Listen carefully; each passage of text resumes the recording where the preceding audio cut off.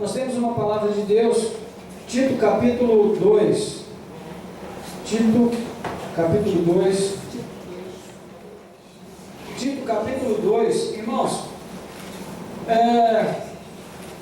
nós demos uma paradinha na nossa série de Atos dos Apóstolos, porque no domingo que vem nós vamos ter que parar de novo. Então, Pedro, João e Lucas já estão muito chateados com a gente por causa dessa história de começa. Então eu já prometi que agora só vou começar quando a gente puder engrenar direto novamente, né? E eu espero que a gente possa fazer isso a partir do outro domingo, dia 20, nesse caso. E aí então vamos seguir em frente com a nossa série em Atos dos Apóstolos. Tá bom? Hoje nós vamos ter aqui uma breve reflexão na carta de Paulo a Tito, capítulo 2, versículos 11 até 14, que diz assim: porquanto a graça de Deus se manifestou salvadora a todos os homens, educando-nos para que, renegadas a impiedade e as paixões mundanas, vivamos no presente século sensata, justa e piedosamente, aguardando a bendita esperança e a manifestação da glória do nosso grande Deus e Salvador, Cristo Jesus, o qual a si mesmo se deu por nós, a fim de remir-nos de toda iniquidade e purificar para si mesmo um povo exclusivamente seu, zeloso de boas obras. Amém. Oremos. Deus e Pai, nós te louvamos pela leitura da Tua Santa Palavra nessa noite. Obrigado porque a Tua Palavra é viva, é poderosa, é eficaz, mais cortante que qualquer espada de 2 gumes e apta para discernir os intentos do coração humano e pode trazer à luz o que está oculto no mais profundo de cada coração. Que nessa noite a Tua Palavra seja reveladora, que ela traga luz, entendimento, que ela possa iluminar o interior da alma de cada um de nós e nos fazer entender aquilo que ali está e precisa ser trabalhado, mudado, reformulado, aperfeiçoado, e que o Teu Espírito faça esta grande obra para nos levar a cumprir os Teus propósitos em nossas vidas, porque nós precisamos, Senhor, nós precisamos. Então te pedimos, vem nos guiar a toda a verdade nessa noite, através da pregação da Tua Palavra. Nós te pedimos e te agradecemos, em nome de Jesus. Amém. Amém. Os irmãos e irmãs podem se sentar. Irmãos e irmãs, a carta de Paulo a Tito apresenta muitas semelhanças com 1 Timóteo, e por isso ao longo do tempo tem havido uma certa negligência em relação a essa carta, como se ela não passasse de uma espécie de primeira carta de Paulo a Timóteo em tamanho reduzido. Então muitas pessoas têm negligenciado essa epístola porque acham que ela realmente não tem nada de novo a acrescentar. Porém, à medida que a gente se aproxima do texto e lê com atenção, as diferenças que a gente encontra em Tito em relação ao 1 Timóteo são tão grandes e tão marcantes que deixam claro ao leitor mais atento um fato bem importante, que essa epístola tem o seu próprio lugar no Novo Testamento, e além disso que ela tem uma mensagem própria, uma mensagem peculiar, uma característica própria na mensagem que o Senhor está planejando passar para aquele servo de Deus que está servindo ali na cidade de Creta, na ilha grega de Creta. Quando Tito foi deixado ali em Creta, a sua missão seria de organizar aquela jovem igreja que ali se reunia, e no primeiro momento ele deveria ordenar presbíteros que pudessem ajudá-lo no combate a algumas formas de falso testemunho que estava sendo semeado na igreja por alguns falsos profetas. Havia uma certa resistência produzida por esses homens que surgiram da própria comunidade que ali se reunia e ensinavam, como os judaizantes que eram, a necessidade da circuncisão. Então, se você voltar um pouquinho aí no capítulo 1, No versículo 5, o apóstolo Paulo vai dizer: por esta razão te deixei em Creta, para que pusesses em ordem as coisas restantes, bem como em cada cidade constituísses presbíteros, conforme te prescrevi. E no verso 9 em diante diz assim: apegado à palavra fiel, essa deveria ser a característica do presbítero, que é segundo a doutrina, de modo que tenha poder tanto para exortar pelo reto ensino, como para convencer os que o contradizem, porque existem muitos insubordinados, pauradores frívolos e enganadores, especialmente os da circuncisão. É preciso fazê-los calar, porque andam pervertendo casas inteiras, ensinando o que não devem por torpe ganância. Foi mesmo dentre eles um seu profeta que disse: cretenses sempre mentirosos, feras terríveis, ventres preguiçosos.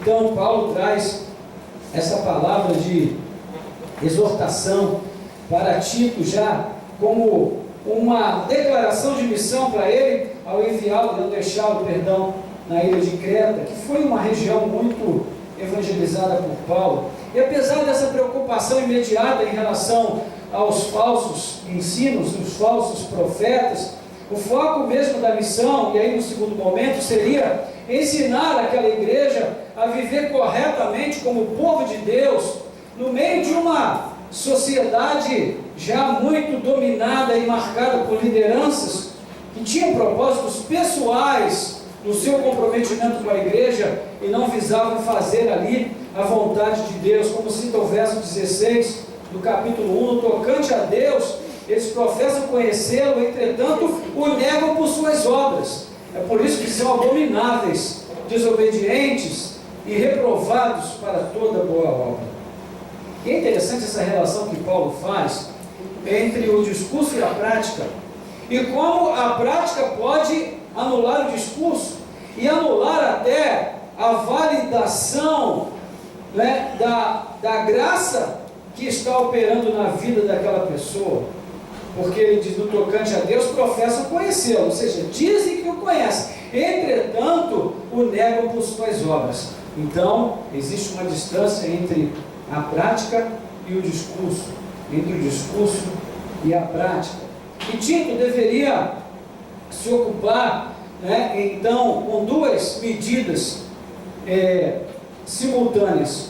Uma seria aquela medida que hoje é chamada por alguns profissionais de profilática, que é uma medida de advertência, né? De advertência contra o mal e o dano que os falsos ensinos poderiam promover na igreja. E a segunda seria uma medida mais discipular, seria uma medida mais efetiva no sentido de estimular a vigência do evangelho genuíno na vida das pessoas e a necessidade de que elas deixassem esses falsos ensinos que estavam desencaminhando a sua mente do propósito de Deus. Então Paulo queria estimular esta vivência da fé de modo autêntico, para que através disso a igreja de Creta pudesse atrair aqueles que estavam fora, que não conheciam ainda o evangelho, né? E é por isso que Paulo vai dizer aqui para Tito: olha, você prega a palavra, só a palavra. Versículo 1 do capítulo 2: tu, porém, fala o que convém à sã doutrina. O que é a sã doutrina? É o evangelho puro, é o evangelho genuíno, sem mistura, sem falsas interpretações, sem interpretações que atendam aos interesses de pequenos grupos, ou desse ou daquele líder, né, nessa ou naquela comunidade. Então, o assunto é comportamento cristão. Comportamento cristão. E Tito vai falar a todas as classes de pessoas. Ele começa no versículo 2 falando aos homens idosos. Um homem idoso na comunidade cretense daqueles dias, teria acima de 50 anos. Hoje, um idoso aqui no nosso país, à medida que a expectativa de vida aumentou bastante, é considerado idoso a partir dos 60, mas naqueles dias, um homem acima dos 50 já era idoso, assim como as mulheres também, as quais ele vai falar no versículo 3. Os homens idosos deveriam ser temperantes, deveriam ser moderados, se fazer respeitáveis. Isso nos mostra que já naquela época cabelo branco não tinha necessariamente a ver com sabedoria, né? Sabedoria é algo que deve ser cultivado, independente da idade que se tenha. Mas, uma vez que se chegou a determinada idade, o que se espera é que nessa idade o homem se faça respeitado, sensato, sadios, na fé, né, no amor, na constância. Da mesma forma, as mulheres que fossem sérias no seu proceder, não caluniadoras. No versículo 4, ele vai falar aos jovens, ou às jovens recém-casadas, e diz que elas devem amar o seu marido e a seus filhos. O que mostra também que os problemas no casamento sempre existiram, né? Porque não fosse assim, ele não precisaria dizer às mulheres que deveriam amar os seus maridos. E por aí afora, ele vai falando a respeito, no outro momento, que elas devem ser sensatas, honestas, boas donas de casa, bondosas, sujeitas ao marido, para que a palavra de Deus não seja difamada. Então a preocupação é sempre com os de fora. Vamos fazer o que é correto para que os de fora não tenham motivos para difamar a palavra de Deus. O verso 6 ele vai falar aos moços, aos rapazes, exortando a eles que em todas as coisas eles sejam criteriosos. O que é ser criterioso? É saber escolher entre o que é bom e o que é excelente, entre o que pode ser feito e deve ser feito, né? E aí ele entra nos versículos 7 e 8 dizendo para Tito: você, à medida que ensina, procure também ser um exemplo.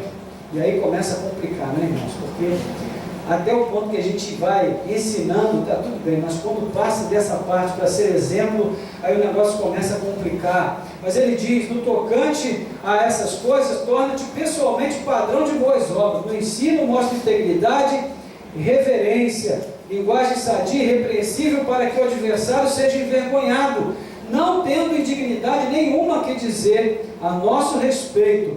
Então Paulo aqui mostra que se o testemunho é pessoal, a consequência é corporativa, porque quando o crente cai, toda a comunidade cristã cai com ele. Embora permaneçam firmes na fé, o seu nome também será envergonhado junto com aquele que cai. Por isso ele diz: olha, faça isso, para que não haja nada que seja indigno a ser dito a nosso respeito. Ou seja, é muito importante que a gente tenha esse entendimento, irmãos. A nossa vida individual, pessoal, ela deve ser observada com critério, com responsabilidade, não só por causa do testemunho pessoal de cada um de nós e das consequências dos nossos erros. Nós precisamos pensar que nós estamos ligados a uma grande comunidade de fé, e tudo aquilo que nos afeta, afeta também os nossos irmãos. Amém? Amém. Eu nunca ouvi ninguém dizer assim: poxa, essa pessoa é tão virtuosa, a igreja dela deve ser toda virtuosa. Nunca ouvi ninguém falar isso. Mas quando alguém cai, aí as pessoas dizem: poxa, esse sujeito caiu, a igreja dele deve ser uma bagunça. Porque isso é comum nos homens, né? É assim que nós chegamos aqui na porção do texto que nós estamos refletindo, né? Quando ele, ainda no verso 9, vai falar aos servos, que são os escravos, dizendo que eles devem se submeter aos seus senhores e serem obedientes. Gente, a vida cristã não é fácil, não. Depois leia com atenção a carta de Filemão. Era um capítulo só. Sabe o que Deus faz com Onésimo? Onésimo foge da casa de Filemão, e nesse processo de fuga ele conhece a fé e converte-se. Sabe o que Paulo faz? Diz para ele: Onésimo, agora volta para a casa do teu Senhor, de onde você fugiu, e se conserta com ele. Olha que coisa difícil. Mas ele também escreve ao Filemão e diz: Filemão, agora não receba mais esse homem como escravo, trata agora dele como um filho. Olha só que cuidado e atenção. Então, irmãos, a vida cristã tem aspectos muito práticos e implicações muito lógicas a serem consideradas. Quando a gente olha para o texto com seriedade e pensa nessas coisas, nós percebemos o quanto é rico viver com Deus e quanto é desafiador também viver com Deus. Nesse sentido, né, à medida que a gente avança nessa consideração do texto, nós olhamos para o capítulo 11, para o versículo 11, onde Paulo começa o seu argumento já a partir daquilo que ele havia dito no versículo 10, né? Porque no verso 10 ele disse para aqueles irmãos: não furtem, pelo contrário, deem prova de toda fidelidade, a fim de ornarem em todas as coisas a doutrina de Deus, nosso Salvador. Meu irmão, minha irmã, quando você dá bom testemunho, quando você age de maneira correta, ética, justa, adequada, sensata, você está ornamentando a mensagem do Evangelho. Você está pavimentando o caminho de Cristo na vida de alguém. Você está como João Batista, você está preparando o caminho do Senhor. Mas quando você trabalha de maneira imprópria no seu testemunho diário, quando você não reflete essas coisas, quando você não medita, não se importa com isso, você também está enchendo de entulho o caminho da salvação na vida de alguém. Porque, esteja certo, sempre tem alguém de olho em você. Diga para o seu vizinho aí: tem alguém de olho em você.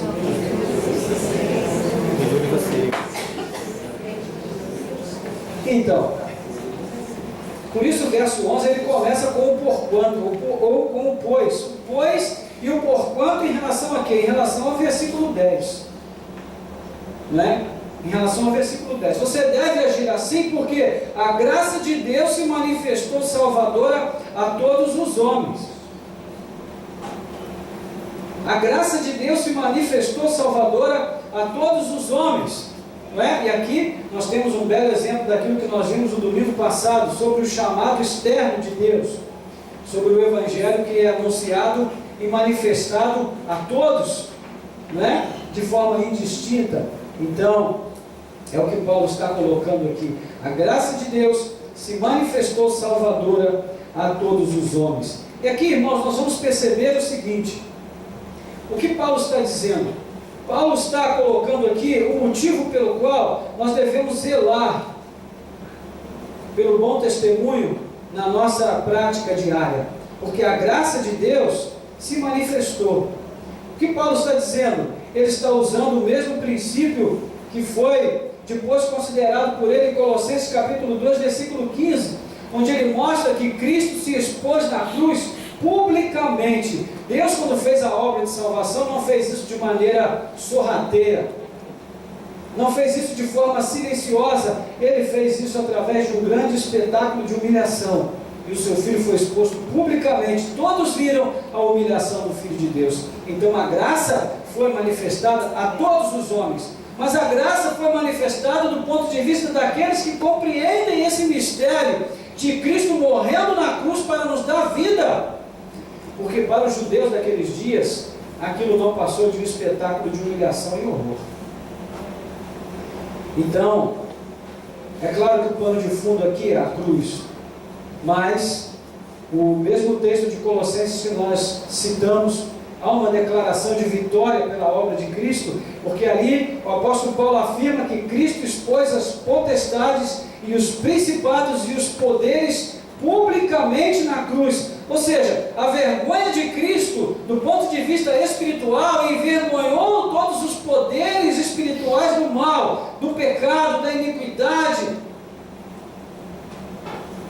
E ao invés de Cristo ser humilhados foram esses poderes e principados. E Jesus triunfou deles na cruz do Calvário. E ele riscou o escrito de dívida que pesava contra nós. Então Jesus pegou a nota promissória, que era contrária a cada um de nós, que dava a Satanás o direito de nos acusar, e rasgou através do seu sacrifício na cruz do Calvário. E, ironicamente, Deus fez isso expondo o seu Filho, para que todo mundo testemunhasse da manifestação da sua graça. Louvado seja Deus. Bendito seja o nome do Senhor. Então, irmãos, é muito interessante para nós perceber que Paulo usa aqui um termo que é usado muito no Antigo Testamento, que é a epifania, a manifestação dessa graça. É como algo que de fato aconteceu no contexto sobrenatural. Não é uma coisa que se faça todo dia, não é algo que possa ser processado pela razão humana, é uma realidade que foge à compreensão da maioria das mentes, a menos que o Espírito Santo nos dê a clareza de entendimento para que nós possamos absorver a compreensão daquilo que Deus fez efetivamente. Então, o que está sendo exposto aqui basicamente é que Deus realizou a sua grande obra através de uma revelação histórica efetuada no momento em que Cristo toma sobre si a responsabilidade de assumir o pecado sobre todos nós. Então, irmãos, esta é uma grande mensagem, é uma grande palavra de salvação, mas também, no segundo sentido, essa manifestação pública da graça de Deus pode também se referir ao tempo que Paulo passou com Tito ali na ilha de Creta, quando ele expôs a graça de Deus como uma forma de educação que Deus trouxe para o ser humano. Porque a graça, agora, aqui na mensagem de Paulo a Tito, ela assume esse caráter educativo. Educativo.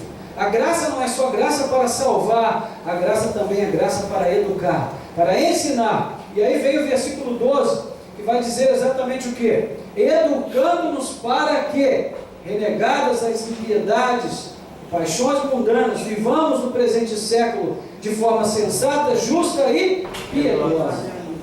Piedosa.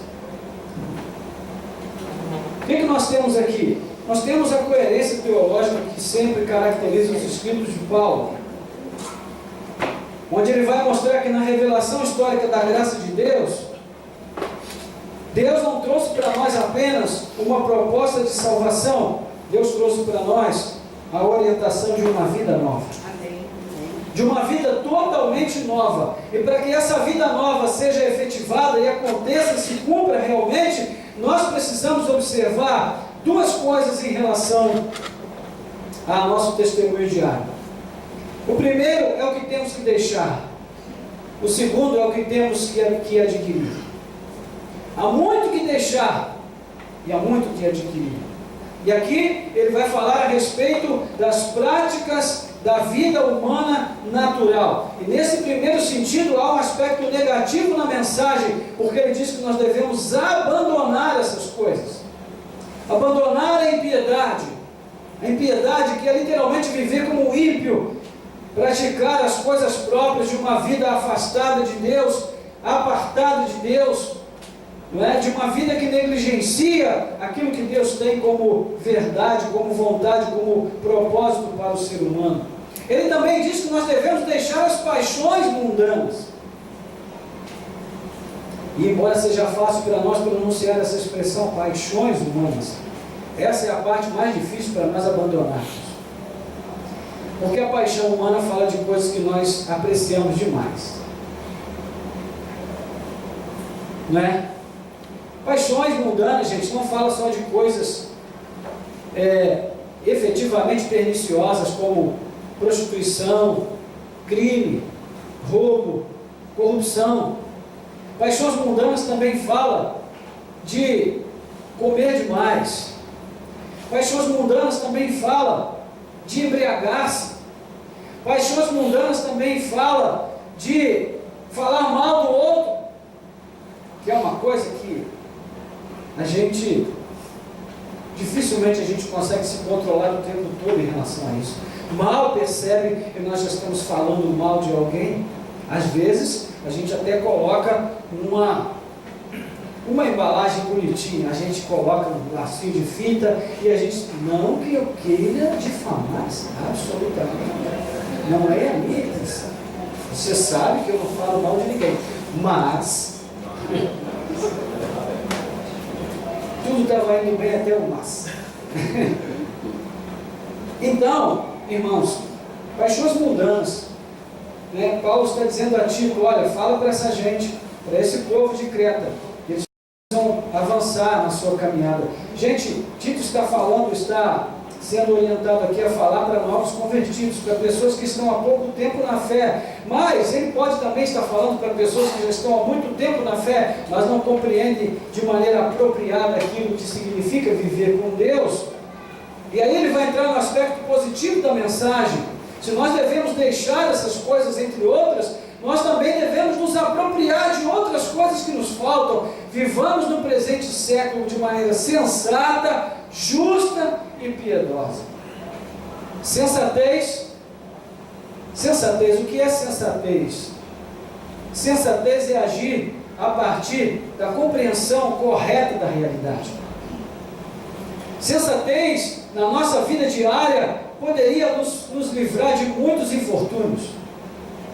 Se cada vez que nós fôssemos usar o cartão de crédito, nós fizéssemos isso com sensatez, nós não nos endividaríamos. Se cada vez que nós vamos ter uma discussão a respeito de um assunto importante na vida conjugal, se nós usássemos sensatez, nós não nos ofenderíamos e não nos magoaríamos. Se nós, nas decisões diárias que nós temos que tomar em relação a trabalho, relacionamentos, vida afetiva, se nós usássemos sensatez, nós não nos feriríamos tanto. Nós não ficaríamos doentes emocionalmente. Então a sensatez é algo extremamente necessário para o dia a dia da vida de cada pessoa. Vida justa. Justa é praticar a justiça, é amar a justiça, é perseguir a justiça. A justiça também faz parte dos atributos de Deus e de maneira piedosa. O que é viver vida piedosa? É viver uma vida voltada para Deus. Não significa viver no monastério e nem significa estar o tempo todo orando e falando de coisas espirituais o tempo todo como um crente chato e metido a santarrão. Não é nada disso. Nós podemos viver a vida comum do dia a dia com as pessoas, né? Até uma pequena porção de abobrinha, bem equilibrada, no momento certo, não faz mal a ninguém, porque a gente precisa rir, né? O riso é fundamental para o exercício de determinada musculatura do nosso rosto que nós precisamos para viver bem e para não ter envelhecimento precoce, né? O professor Tales está onde? Ah, estou falando certo, Tales? Olha aí, professor Tales. Mas, se não for temperado, aí vira coisa ruim. Aí vira o equilíbrio, né? Então, por que nós devemos fazer tudo isso, irmãos? Porque nós estamos na expectativa de um grande acontecimento. E esse acontecimento, quando ele se cumprir efetivamente, nós vamos precisar estar preparados. Nós teremos de ter azeite na nossa lâmpada. E isso significa o quê? Viver de maneira sensata, justa e piedosa. Porque nós estamos, como o verso 13 está dizendo, aguardando a bendita esperança e a manifestação da glória do nosso grande Deus e Salvador, Cristo Jesus. Irmãos, quando Jesus vier, não vai dar tempo para nada. Não vai dar tempo para dizer, Senhor, espera que vou me consertar com meu irmão. Senhor, espera que vou resolver as minhas questões que ficaram pendentes. Senhor, espera que eu vou procurar minha mãe, vou pedir perdão a ela. Senhor, espera que eu vou me ajeitar com meu marido. Senhor, espera que eu vou pedir perdão à minha esposa. Senhor, espera que eu vou ler a Bíblia durante a semana, depois que eu volto, me dá mais um prazo.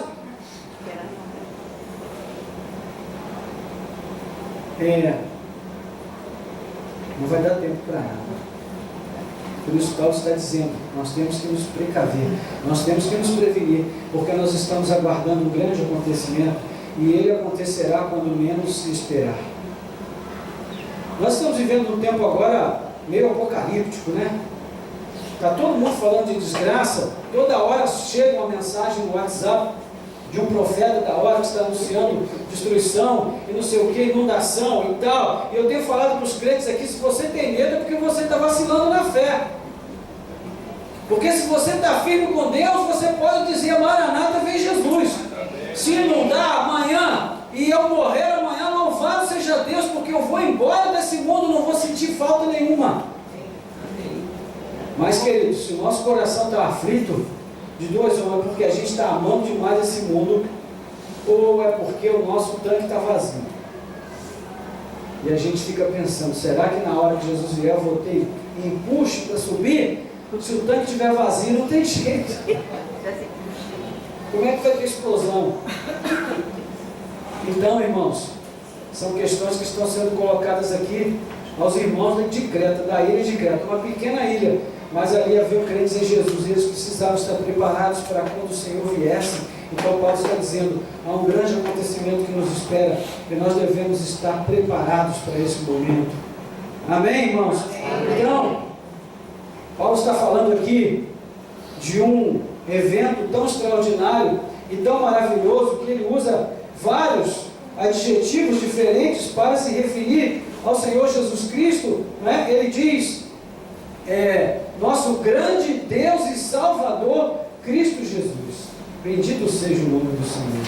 Então, é um privilégio para nós, irmãos, fazermos parte desse povo que aguarda com expectativa boa esse tempo. O Amós diz que esse tempo, para quem está longe de Deus, será um tempo de grande tristeza, mas para aqueles que estão perto de Deus, será um tempo de grande alegria. Então, nós estamos vivendo neste presente século, mas estamos de olho na era vindoura. E por isso estamos procurando ajustar a nossa vida ao calendário de Deus, à agenda de Deus. Então, o lado positivo dessa mensagem, irmãos, vai trabalhar com uma linguagem muito importante para a gente, porque não dá para viver só tirando coisas, a gente também tem que acrescentar. Entende? O bom trato com a saúde do corpo exige que nós retiremos os alimentos que prejudicam a nossa saúde, mas também exige que nós acrescentemos outros que possam trazer contribuição para o nosso bem-estar. Não dá só para tirar. Da mesma forma, do ponto de vista espiritual, no trato com a nossa alma, nós devemos tirar e acrescentar. Não adianta deixarmos apenas determinadas práticas e não acrescentarmos outros no lugar, porque isso vai fazer com que nós nos entristeçamos por termos deixado aquilo, e cedo ou tarde nós vamos acabar voltando. Então, na conclusão da mensagem, ele está dizendo que nós estamos aguardando essa bem-aventurança, essa esperança gloriosa do aparecimento de Jesus em glória. Agora, ele está falando de esperança. Aguardamos a bendita esperança. Por que bendita? Porque a vida de Cristo nesse mundo vai ser a maior bênção de todos os tempos. Há muitas pessoas hoje que estão aí de igreja em igreja correndo atrás de bênçãos. E nessa sua ânsia, nessa sua ansiedade, nessa sua angústia de alcançar a solução dos seus problemas, estão se esquecendo de se prepararem para a maior bênção de todos os tempos, que vai acontecer quando a última trombeta tocar e o Senhor aparecer nas nuvens com poder e grande glória, e vier para reunir o seu povo de todas as partes, de todas as igrejas, de todas as comunidades, e nós estaremos para sempre com o Senhor. Bendito seja Deus. Amém. Essa é a nossa maior esperança, irmãos. Amém. A mais bendita de todas, a mais importante de todas, a que traz maior expectativa nos nossos corações e a que deve encher de alegria maior a nossa alma. Esperamos a vinda de nosso Senhor Jesus Cristo. Então Paulo está dizendo aqui, irmãos, nós devemos viver no tempo presente, de olho na parousia, na segunda vinda, na manifestação de Cristo em glória. E o que as pessoas deveriam entender de imediato é que isso tinha implicações com a preocupação com o testemunho com os de fora.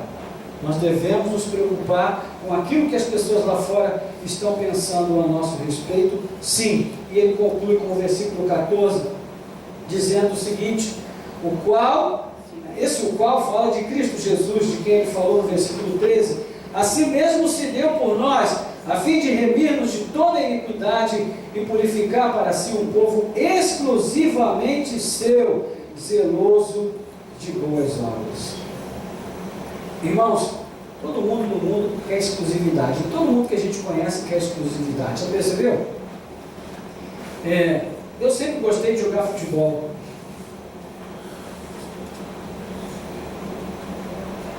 Fui criado no campo de futebol, ia para o campo de manhã cedo, ajudava a marcar o campo, jogava no segundo time e ficava, depois do jogo, esperando para ver se ia ter uma boquinha no primeiro time. E saía geralmente do campo lá pelas 5 horas da tarde, feliz da vida, e ainda ia para casa ouvir futebol. Respirava isso, essa era a minha vida. Eu me lembro de uma vez em que eu tive um corte na minha perna, levei 9 pontos. E aí, estava em casa me recuperando, e no dia seguinte passou a molecada lá na porta, meus amigos, e disseram, nós vamos para o campo jogar, vamos com a gente. Falei, estou com a minha perna enfaixada. E eles disseram, poxa, vamos mesmo assim, você joga devagarzinho. Eu falei, então vamos. Não precisou nem na terceira vez. E eu fui, e você sabe como é que é criança não faz nada devagarzinho, né? A criança é intensa, com ela tudo tem que ser extremo. E aí entramos naquele jogo, começou a chover, e o campo começou a derreter, né, com a chuva, e de repente a gente já estava meio que jogando polo aquático. Quando cheguei em casa, que minha mãe me viu naquele estado, vermelho de barro, a primeira coisa que ela me fez foi dar uma coça, que era parte da integridade da minha mãe. Minha mãe tinha esse dom, ela batia sempre com muita propriedade. E aí depois que ela me deu a coça, ela falou assim, agora do jeito que ficar, ficou. Eu não vou te levar de novo no médico. E lá em casa não tinha esse negócio, não tinha ninguém, não. Falou, tá falado. E aí ela deixou, a ferida abriu, né? E eu disse, graças a Deus, que não serei um modelo de revista e nem vou precisar de usar o meu corpo para ganhar dinheiro, porque se eu precisasse, estaria perdido, né? E tenho uma cicatriz feia na minha perna até hoje. E foi assim, essa era a minha vida, né? Gostava de praticar os esportes, de jogar o futebol, de fazer essas coisas. Então, a gente tem, irmãos, esses excessos porque as pessoas exigem de nós exclusividade. Entende? Ó, se você não vier, vai perder o lugar. Já viu? Todo lugar que você vai participar de alguma coisa, você fala assim, não, tem que ser fiel. Senão perde lugar. Cadê o Lediel? Lediel sabe, né, Lediel? Sexta-feira lá no futebol, ó, se não vier, perde o lugar. Tem que estar assim de gente querendo. Às vezes não tem ninguém querendo entrar, mas não é verdade. Mas, irmãos, só tem uma pessoa que realmente pode exigir exclusividade, essa pessoa é o Senhor Jesus. Porque ninguém nesse mundo que exige exclusividade da nossa parte fez tudo por nós. Na verdade, a grande maioria que exige exclusividade da gente fez pouco por nós. Mas Jesus fez tudo por nós. E porque Ele fez tudo, Ele pode pedir tudo. E é isso que Ele pede, tudo, tudo, exclusividade. Então, é o que Paulo está dizendo aqui. Ele se deu por nós, a fim de remir-nos de toda iniquidade e purificar para si mesmo um povo exclusivamente seu, zeloso de boas obras. Então, ele diz aqui várias coisas e com isso nós vamos concluir. Primeira coisa que ele diz, que ele morreu a fim de nos remir.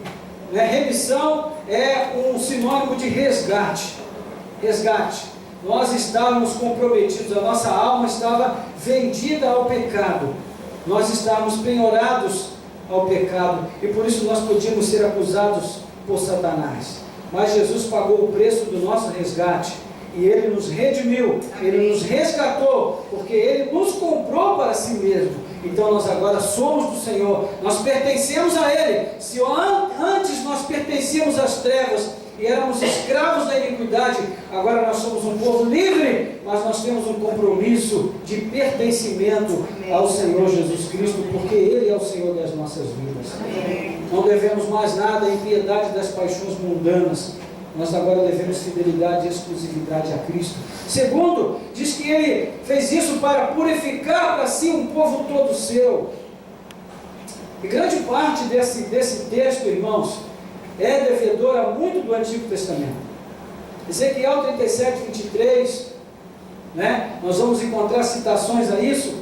Um povo separado para ele próprio. Êxodo capítulo 19, versículo 5, Deuteronômio 7, 6, 14, 2, 26, 18. E Paulo está se apropriando mais uma vez aqui dessa relação de Deus com o seu povo no Antigo Testamento, para mostrar que agora, no novo pacto, essa exclusividade deve ser dedicada somente ao Senhor Jesus Cristo como nosso único Senhor. Bendito seja Deus.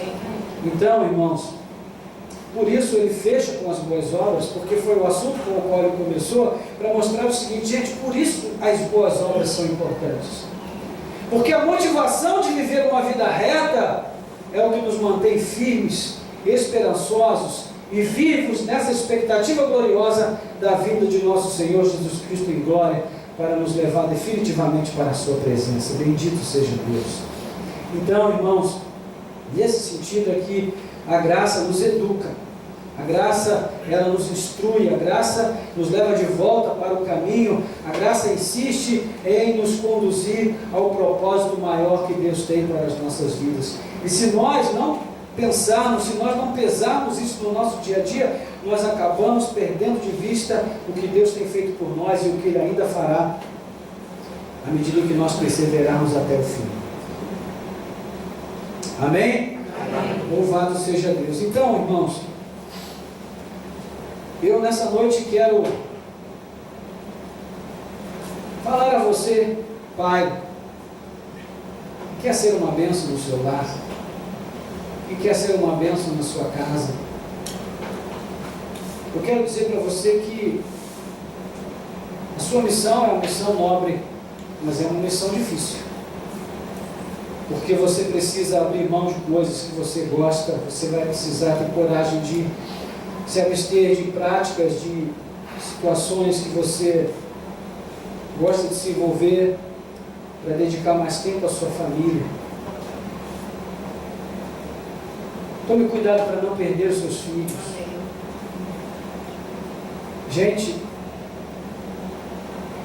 há muitas famílias hoje, muitas famílias que estão se perdendo. A esposa está perdendo o marido está perdendo a esposa, os dois estão perdendo os filhos estão perdendo os pais, porque os relacionamentos estão cada vez mais superficiais, cada vez mais escassos, as pessoas têm cada vez menos tempo para dedicar aos relacionamentos. Você já viu aquele adesivo? Que está estressado, vai pescar, ou está com pressa, vai pescar. Esse é um bom adesivo. Eu que sou, você sabe que eu sou um crítico de adesivo tremendo, né? Mas esse é um bom adesivo para a gente refletir. Nós deveríamos pescar mais com os nossos filhos, com a esposa, com o marido. Minha esposa e eu, a gente gosta de pescar. Né? Pelo menos a gente gosta de dar comida ao peixe. Pescar já é uma outra etapa que a gente ainda não alcançou, mas pelo menos a gente gosta de alimentar os bichinhos, né? Porque ajuda a natureza e tudo mais. Mas há outros casais que têm outros hobbies que gostam de praticar juntos. Descubra alguma coisa que você possa fazer junto com a sua esposa, que dê a vocês um tempo de oportunidade para readquirir aquela amizade. A amizade do casamento é muito diferente da amizade com as demais pessoas, porque a amizade do casamento, ela vai até o nível de uma intimidade muito grande, e a intimidade é tanto mais prazerosa quanto seja real e legítima a amizade. Casamento sem amizade não perdura, não pode haver somente a amizade, tem que haver também a intimidade, a conjugalidade, tem que haver a paixão, o amor, o interesse de um pelo outro, mas a amizade é muito importante. O relacionamento dos pais com os filhos será tanto mais produtivo quanto mais tempo os pais dedicarem aos filhos. É difícil para a gente, nós temos ocupações, temos compromissos, temos afazeres, temos uma série de agendas que a gente tem que preencher, mas eu quero dizer para você, é melhor a gente abrir mão de certas coisas agora enquanto nós temos tempo. Porque se um dia percebermos que os nossos filhos estão se perdendo, você sabe o que a gente vai fazer? A gente vai largar tudo. Então, antes de ter que largar tudo, largue algumas coisas. Deixe aquilo que pode ser deixado, abra mão daquilo que pode ser preterido para que você dê atenção a quem precisa de atenção. Não é? Então, é uma missão nobre, uma missão difícil, mas é uma missão possível, porque nós temos um excelente ajudador. Porque veja, se Cristo exige de nós exclusividade, Ele também nos dá exclusividade. Não é? A sua promessa é: eis que estou convosco quando? Todos os dias, até a consumação dos séculos. Ele exige de nós o que Ele mesmo dá, exclusividade. Não é? Cristo, Ele tem essa capacidade de ser o nosso Deus e de ser o Deus de cada um de nós. Emmanuel, Deus conosco, comigo e com você, no nosso dia a dia. Amém.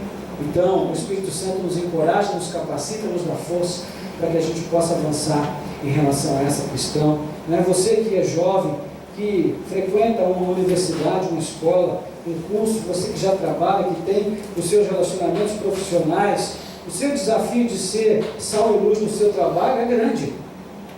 É um desafio enorme. Mas eu quero dizer para você, permita que a graça assuma características educativas na sua vida, e você será preparado e você será aperfeiçoado para toda boa obra. Porque a Bíblia diz isso a respeito da palavra de Deus, né? A carta de Paulo a Timóteo, toda a escritura divinamente inspirada é útil para o ensino, para a correção, né? Para a educação, na verdade, de modo que todo homem seja habilitado para praticar toda boa obra através do ensino das Escrituras. Então, irmãos, vamos fazer isso. Jovem, você assuma o compromisso de fazer diferente no seu local de trabalho, na sua faculdade. Seja uma bênção. Assuma o compromisso de ser o cara chato, que contraria a maioria, que diz aquilo que Deus manda falar através da sua palavra, não com arrogância, não, agora cheguei para arrebentar e vou, quem quiser que me ature. Não, essa postura arrogante não, é uma postura amorosa, graciosa, porque a educação da graça, ela não ensina apenas a agir de maneira firme, de uma postura segura, mas também com graça. Com graça. E isso é o que faz toda a diferença, né? Em determinados momentos principalmente. Então, irmãos, que a palavra do Senhor possa encontrar guarida em nossos corações, nos instruir, nos educar durante essa semana, para tudo aquilo que nós temos que fazer e viver. Você tenha uma semana ricamente abençoada por Deus, e que todos os propósitos de Deus na sua vida essa semana se cumpram de maneira maravilhosa, e você possa viver novas experiências com o Senhor. Volte para a Bíblia, volte para a palavra de Deus, né? Volte para as Escrituras, e deixe o Senhor deleitar o teu coração com a água da vida, com o pão da vida que Ele tem para oferecer para você.